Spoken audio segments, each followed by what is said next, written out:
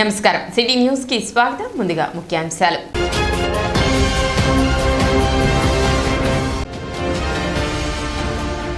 రైతు సేవా కేంద్రాలలో ధాన్యం కొనుగోలు కేంద్రాల ఏర్పాటు మండల వ్యవసాయ అధికారి ప్రేమ్ సాగర్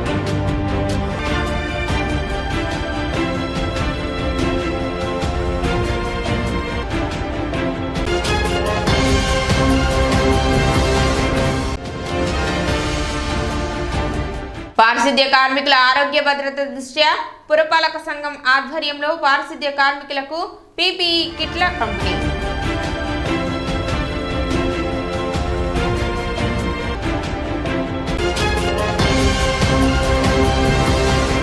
పట్టణ గంగానమ్మపేటలోని పాత శివాలయం నందు స్వామివారికి అన్నాభిషేకం అత్యంత వైభవంగా నిర్వహించారు. ప్రతి సంవత్సరం కార్తీక మాసం సందర్భంగా నిర్వహించే ఈ కార్యక్రమంలో భాగంగా గురువారం కృష్ణపక్ష షష్ఠి సందర్భంగా వెంకటరమణ కల్పన దంపతులు ఈ అన్నాభిషేకం ఎంతో వైభవంగా నిర్వహించారు. కార్యక్రమంలో భక్తులు పెద్ద సంఖ్యలో పాల్గొన్నారు.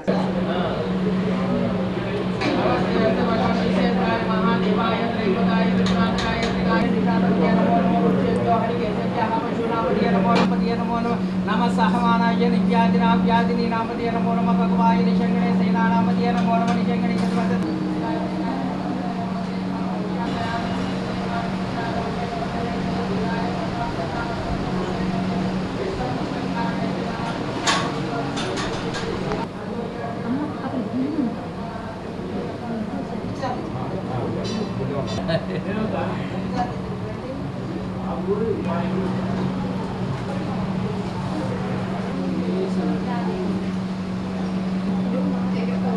తెనాలిలోని గంగానంపేటలో వేయించేసి ఉన్న గంగాపరదోద్దనే సమేత రామేశ్వర స్వామి వారి దేవాలయంలో ఈ రోజున గురువారం షష్ఠి వాళ్ళ కృష్ణపక్ష షష్ఠి వాళ్ళ గురువారం ఈ రోజున అన్నాభిషేకం జరిగింది. ప్రతి సంవత్సరం లాగానే ప్రతి సంవత్సరం కూడా కార్తీక మాసంలో ఒక రోజున అన్నాభిషేకం జరుగుతుంది. అట్లాగే ఈరోజు కూడా ప్రసల్లంక వెంకటరమణ గారు ఆయన ఇదేతో ఈ రోజున అన్నాభిషేకం స్వామివారికి జరిగినది. తెనాలి మండల పరిధిలోని హౌసింగ్ లబ్ధిదారులు గృహ నిర్మాణాలకు ముందుకు రావాలని ఎంపీడీఓ దీప్తి విజ్ఞప్తి చేశారు. గత ప్రభుత్వంలో మంజూరైన వాటికి ఈ ప్రభుత్వంలో కూడా కొనసాగించాలన్న ముఖ్యమంత్రి ఆదేశాల మేరకు లబ్ధిదారులకు అవగాహన కల్పించడం జరుగుతుందన్నారు. ఆర్థిక ఇబ్బందులు ఉన్నవారికి రుణ సదుపాయం కూడా కల్పిస్తున్నట్లు తెలిపారు. లబ్ధిదారులు ఇళ్ల నిర్మాణాలకు ముందుకు రావాలని ఆమె విజ్ఞప్తి చేశారు. అదేవిధంగా పల్లె పండుగ కార్యక్రమంలో భాగంగా గ్రామాల్లో మంజూరైన రోడ్లను నిర్మిస్తున్నట్లు తెలిపారు. హౌసింగ్ మీద కూడా మనం కాన్సన్ట్రేట్ చేస్తాము. లాస్ట్ ప్రభుత్వంలో ఇచ్చిన హౌసెసే ఈ గవర్నమెంట్లో కూడా కంటిన్యూ చేస్తూ ఉన్నారు. అవి కంప్లీషన్లోకి తీసుకురావాల్సిందిగా గౌరవ సీఎం గారు ఆదేశాలు ఉన్నాయి. సో అవి మేము కంప్లీషన్ స్టేజ్లోకి తీసుకురావడానికి పబ్లిక్ని మేము మొబిలైజ్ చేస్తూ ఉన్నాము. చాలామంది ఆర్థికంగా ఇబ్బందుల్లో ఉన్నాము అని చెప్తున్నారు. బట్ అవి ఇబ్బందులను తొలగించడం కోసం కూడా ఏపీఎం వాళ్ళతో మాట్లాడి కొత్తగా లోన్స్ ఇప్పించడం అవన్నీ చేస్తూ ఉన్నాం. కొంతమంది స్టేజ్ కన్వర్షన్స్కి ఒక్కొక్కసారి 30,000 అవుతుంది, ఒక్కొక్కసారి 1 lakh అవుతుంది. సో ఎంత కావాలంటే అది ఎక్కడ ఏ లోన్లో ఫీజిబుల్ అయితే ఆ లోన్లోంచి మేము ఇప్పిస్తూ ఉన్నాము. సో పబ్లిక్ కూడా దయచేసి అర్థం చేసుకోండి. మార్చి వరకు ఇది పేమెంట్స్ కొంచెం మనం ఫాస్ట్గా చేస్తే పేమెంట్స్ అన్నీ కూడా స్పీడ్గా పడే అవకాశం ఉంది. ఇప్పుడైతే నాకు తెలిసి 2-3 రోజుల్లోనే పేమెంట్స్ పడతా ఉన్నాయి. సో ప్రతి ఒక్కళ్ళు కూడా ఈ హౌసింగ్కి సంబంధించి త్వరగా ఇళ్ళు కట్టుకోవాల్సిందిగా housing department as well as Panchayati Raj department నుంచి రిక్వెస్ట్ చేస్తూ ఉన్నాం. తర్వాత పల్లె పండుగకు సంబంధించి రోడ్స్ అన్నీ కూడా ఆల్మోస్ట్ అన్ని విలేజెస్లో స్టార్ట్ అయిపోయినాయి. మనకు శాంక్షన్ అయిన రోడ్స్ అన్నీ కూడాను ఇవి కూడా వితిన్ 1 month శాంక్షన్ కూడా రావడానికి అవకాశం ఉంది. తెనాలి పురపాలక సంఘ పరిధిలో పారిశుద్ధ్య కార్మికులకు పీపీఈ కిట్లను పంపిణీ చేశారు. కేంద్ర ప్రభుత్వం నమస్తే స్కీమ్ స్వచ్ఛాంధ్ర కార్పొరేషన్ వారు తెనాలి పురపాలక సంఘంలో ఉన్నటువంటి 8 మంది స్కావెంజర్స్ కి కేటాయించిన 9 రకాల పీపీఈ కిట్లు గురువారం పురపాలక సంఘ కార్యాలయంలో అందజేశారు. కార్యక్రమంలో municipal chairperson తాడిపోయిన Radhika Ramesh, commissioner బండి Seshanna, health officer Helen Nirmala పాల్గొన్నారు. పట్టణ పరిశుభ్రతకు పారిశుద్ధ్య కార్మికుల పాత్ర ఎంతో కీలకమని, అటువంటి కార్మికుల ఆరోగ్య భద్రతకు ప్రభుత్వం పెద్దపీట వేస్తుందని మున్సిపల్ చైర్పర్సన్ తాడిపోయిన రాధిక, కమిషనర్ బండి శేషన్నలు వివరించారు. ఇందులో భాగంగా ప్రభుత్వం అందించిన 9 రకాలతో కూడిన డ్రెస్ కోడ్, కిట్లను పారిశుద్ధ్య కార్మికులకు అందించినట్లు తెలిపారు. పారిశుద్ధ్య కార్మికుల విషయంలో తగు శ్రద్ధ వహించి వారికి అవసరమైన అన్ని వసతులను కల్పిస్తున్నట్లు వారు తెలిపారు. స్కిట్ అనేది ఇవ్వడం జరుగుతుంది. వాళ్ళు లేనిది పట్టణం అనేది సుందరీకరణ కాదు. ఎక్కడైతే మురుగు ఉండేదో అక్కడ మనం తీయి అనగానే దాన్ని ఆలోచించకుండా ఈ వర్కర్స్ ఆలోచించకుండా వాళ్ళ మురుగు తీయటంలో వాళ్ళ ఆరోగ్యం కోసం మనము వాళ్ళ ఆరోగ్యం చూసుకోవాలి. కాబట్టి ఈ రోజున ఈ స్కిట్ అనేది ఇవ్వటం జరుగుతుంది. వాళ్ళు షూ కానివ్వండి, అలా హెల్మెట్ కానించి షూ దాకా ఇవ్వటం జరుగుతుంది 8 మంది వర్కర్స్కి. అలానే మన పట్టణాల్లో ఎక్కడైతే మురుగు ఉండదో ఈ కల్వర్ట్లు ఓపెన్ చేస్తున్నాం కానీ ఇలాంటి ఎన్నో చేస్తున్నారు. కాబట్టి వాళ్ళ ఆరోగ్యం కూడా మనం జాగ్రత్తగా వ్యవహరించాలి. కాబట్టి ఈ రోజున ఇవ్వటం జరుగుతుంది. ఈనాడు భారతదేశంలో ప్రధానమైనటువంటి సమస్యలు ఏదన్నా ఉన్నాయనంటే కనుక అది శుభ్రత, పరిశుభ్రతకు సంబంధించిన అంశం. ఇందులో భాగంగానే ఈ సాలిడ్ వేస్ట్ మేనేజ్మెంట్ అనేటువంటి సబ్జెక్టు చాలా పెద్ద సబ్జెక్ట్ అవుతుంది. మన ఇంట్లో నుంచి వచ్చేటువంటి వేస్ట్ కానీ, పరిసరాల నుంచి వచ్చేటువంటి వేస్ట్ని కానీ దాన్ని శుభ్రపరిచి మళ్ళీ దాన్ని రీయూజ్ కానీ, రీసైకిల్ కానీ లేదు ప్రాపర్గా డిస్పోజ్ చేసేటువంటి క్రమంలో పారిశుద్ధ్య కార్మికుల యొక్క పాత్ర ఎంతో గణనీయమైనది.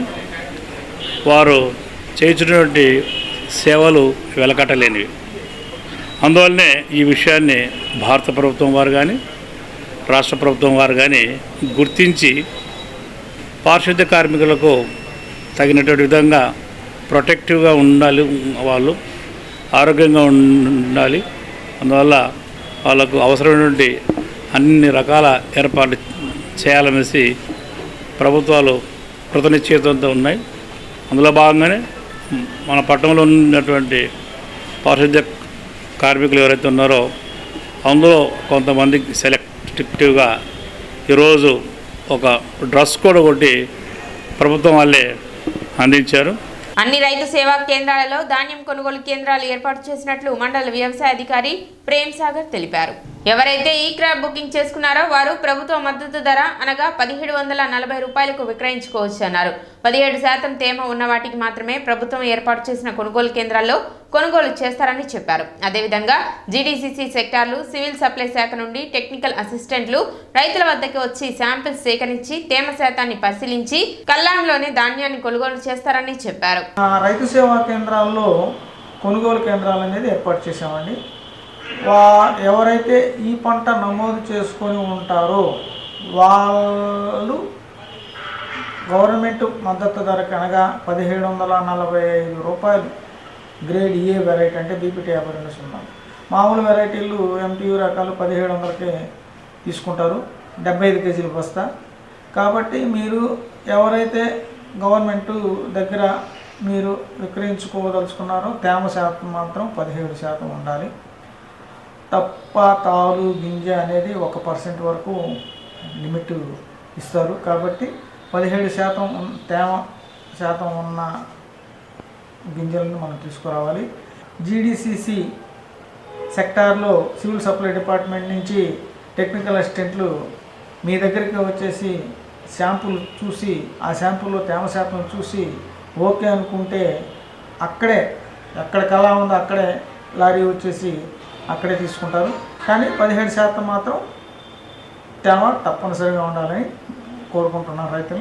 అంగన్వాడీ కేంద్రాలలోని చిన్నారులకు పౌష్టికాహారం అందించాలన్న లక్ష్యంతో పోషణ వాటిక కార్యక్రమం చేపట్టినట్లు ఎంపీడీఓ అత్తట దీప్తి చెప్పారు. ఈ కార్యక్రమంలో భాగంగా అంగన్వాడీ కేంద్రాల్లోని కిచెన్ గార్డెన్లు ఏర్పాటు చేసి సేంద్రియ పద్ధతిలో కూరగాయలను పండించి చిన్నారులకు పౌష్టికాహారం అందించడం జరుగుతుందని, ప్రభుత్వం ఈ కార్యక్రమాన్ని ప్రతిష్టాత్మకంగా తీసుకుందని ఆమె తెలిపారు. అదేవిధంగా అంగన్వాడీ కేంద్రాలలో టాయిలెట్స్ ఏర్పాటు చేయడం జరుగుతుందని, 9 అంగన్వాడీ కేంద్రాలకు టాయిలెట్స్ మంజూరు కాగా వాటిలో 4 పూర్తి కాగా మిగిలిన 5 త్వరలోనే పూర్తి చేయనున్నట్లు ఎంపీడీఓ దీప్తి తెలిపారు.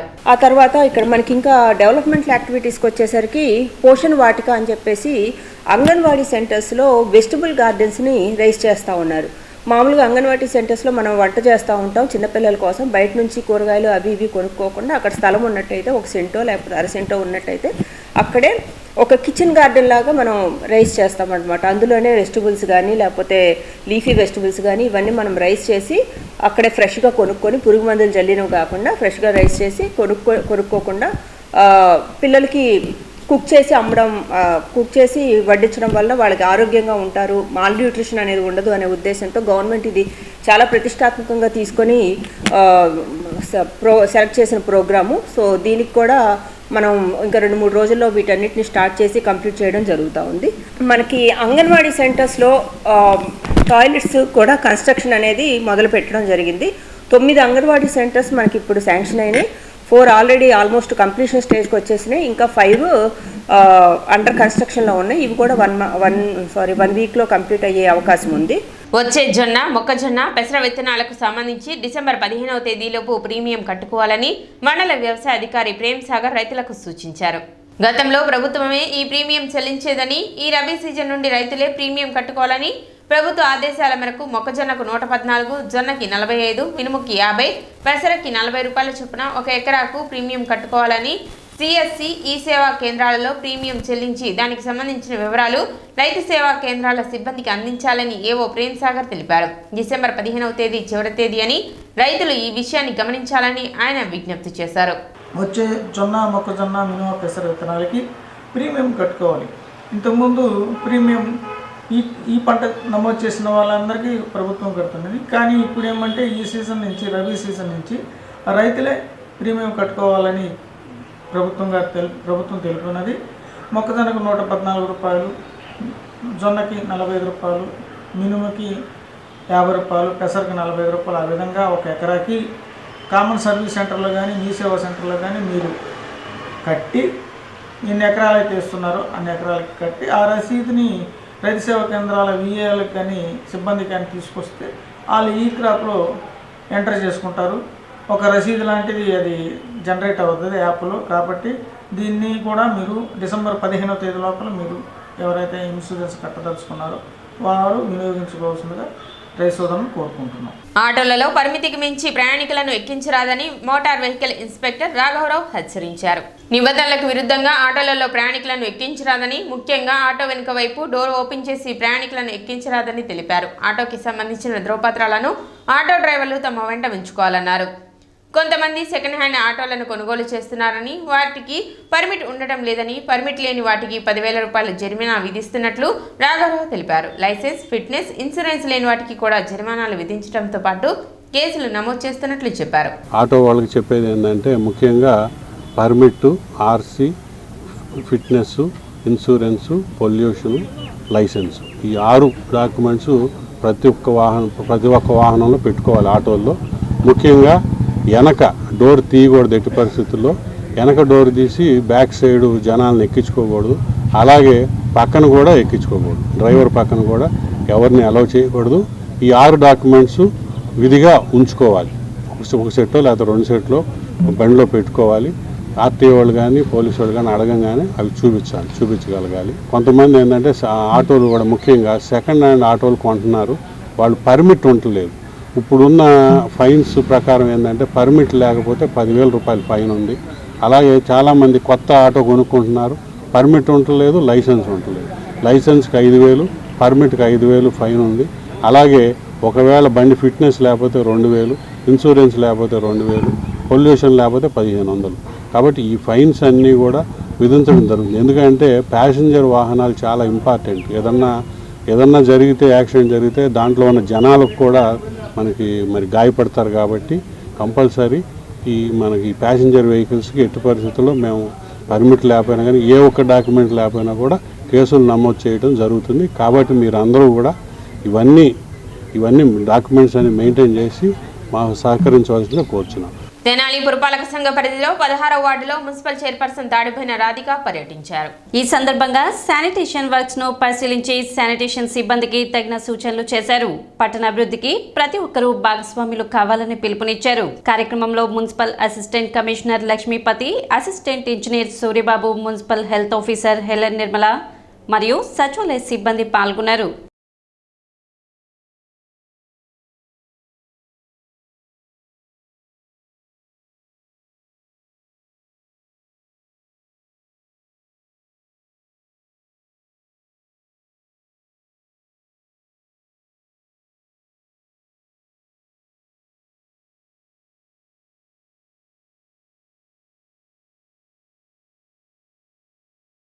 క్రితం చెమ్మ తగిలి అక్కడ వరకే మరి మొత్తం పగలగొట్టి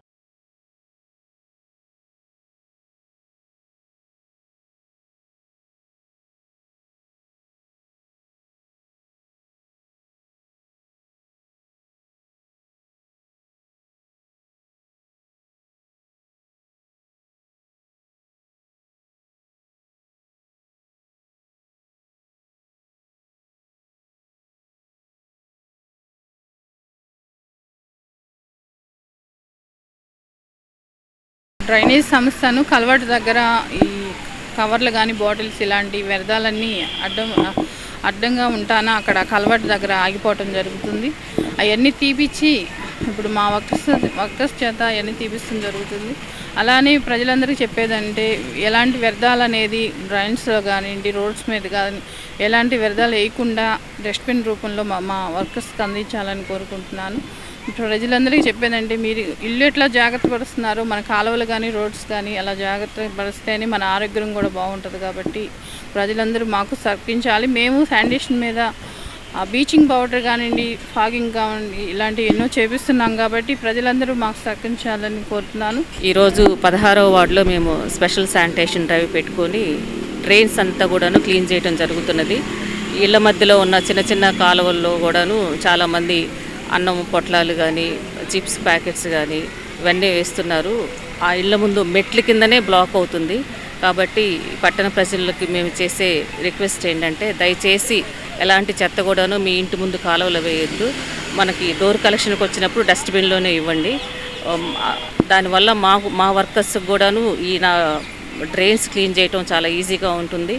మీ ఇంటి ముందు డ్రైన్లు ఆగి స్టాగ్నేట్ కాకుండా ఫ్రీగా ఫ్లో అవుతుంది.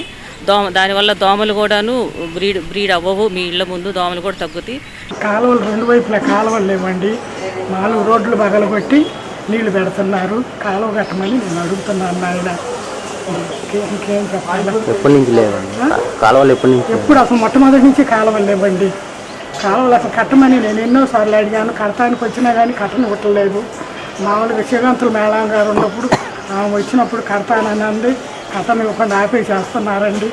కాలువలు మట్టి కట్టించి పెట్టండి అని నేను పడుతున్నాను ఆయన.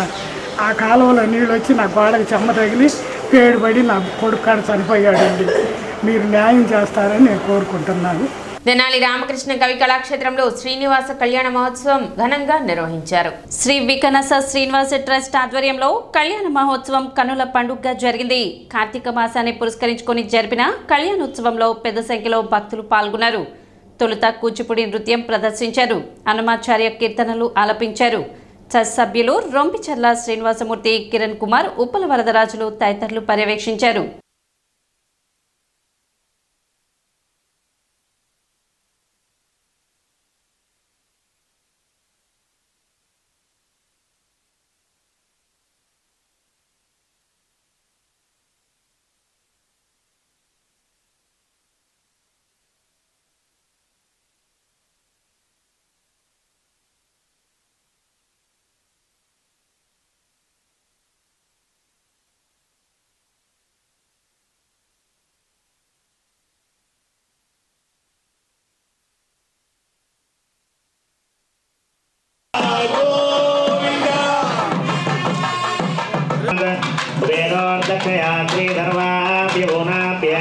కూడినటువంటి ఆయన కూడా స్వామి సకల శక్తులు ప్రసాదించాలని కోరుతున్నాను.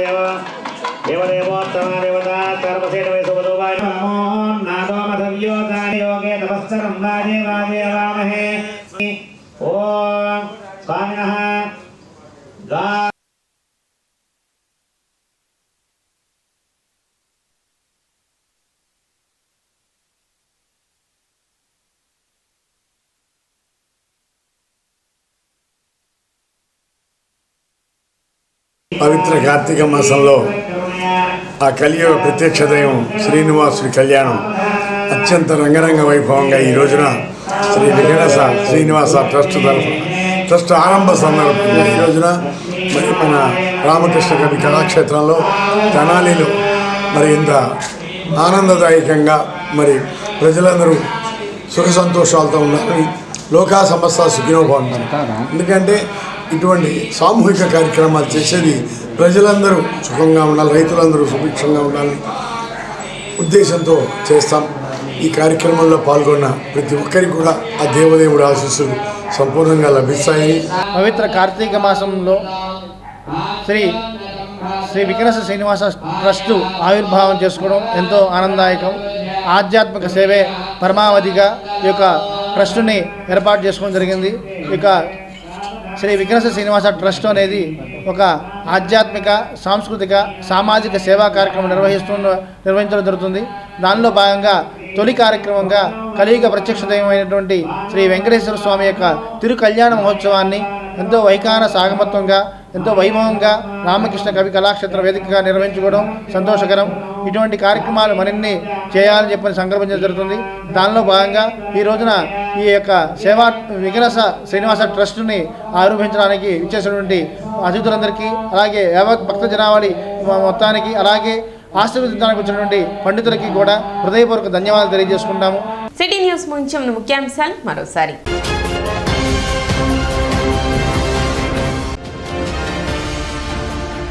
రైతు సేవా కేంద్రాలలో ధాన్యం కొనుగోలు కేంద్రాల ఏర్పాటు. మండల వ్యవసాయ అధికారి ప్రేమ్ సాగర్.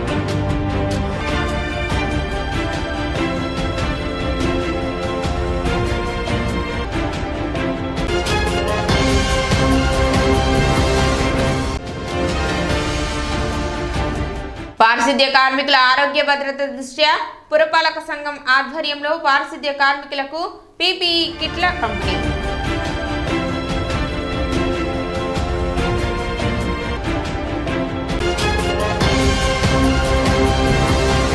సిటీ న్యూస్ ఇంతటితో సమాప్తం. నమస్కారం.